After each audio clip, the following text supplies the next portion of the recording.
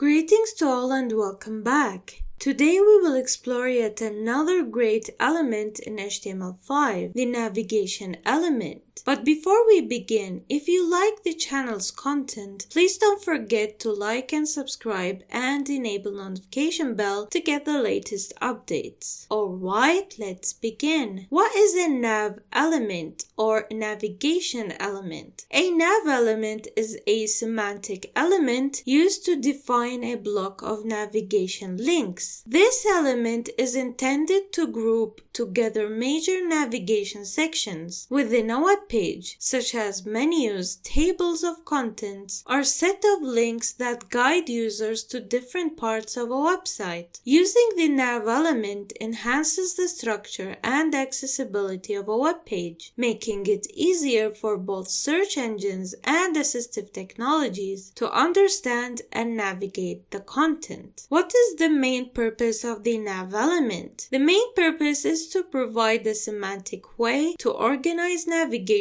links. This helps make the web page more accessible and SEO friendly. Typical uses of the nav element: primary navigation menus, the main set of navigation links that direct users to key sections of a website. Secondary navigation menus, additional or less prominent navigation links, often for subsections or supplementary pages. Breadcrumbs, a trail of links showing the user's current location within the site hierarchy, allowing easy navigation back to higher levels. Table of contents, a list of internal links to sections within a single page, useful for long content. Other collections of links intended for navigation, any group of links that helps users navigate through different pages or sections, such as footer links or sidebars. Now in this example, I'm going to create a page that contains header with a navigation bar containing 4 links: home, about, services, and contact. Each link points to a corresponding section within the same page. Now I'm going to start by typing the header element. Inside of this header element, I'm going to add the main title for this page. As usual, just type the h1 element, and I'm going to type my website, for example. Now let's add the navigation element.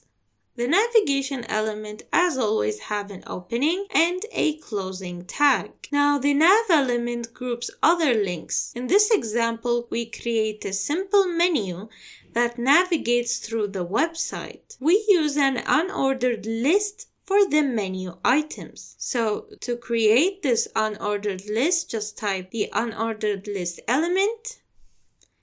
Now add the list of items element that contains the anchor element, and this link is an internal link, so I'm going to add a hash in each anchor element. Now I'm going to copy and paste these list of item elements. The first one will be for the home section. Just going to type home. The next one will be about the about section, and we have the services section. Lastly, the contact section.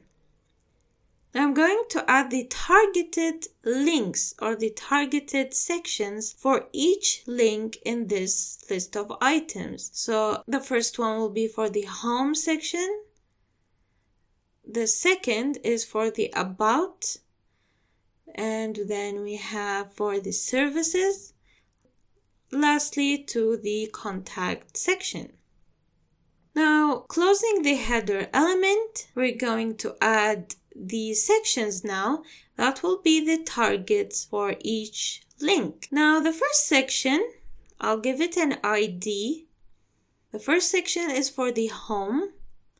I'm going to add a subheading, an h2 element, just type home, and a small paragraph over here saying welcome to the home section. Now I will add an image element for each section to add more elements on the page so the page can scroll down and to see how the links work visually on the page. So I'm just going to add the image element over here, the alternative attribute in case the image will not show, it will show the alternative text in here, and the title for the image. Cool. Now I'm going to add another section for the about. As usual, add the ID inside of this section, targeting the about link. Now in this section, we will have another H2 element and a small paragraph. And finally, I will add the image in here as well. Now we're going to start adding the services section. Just as before, I'm going to add the ID attribute, which will be the destination for the link services for the navigation element. Finally, we're going to add the last section, the contact section, add the ID for it, an H2 element, and a small paragraph, and finally for the image. Okay, great. Now as you can see over here, we have the navigation menu that contains these links. If I click on each of those, it will take me to the corresponding section.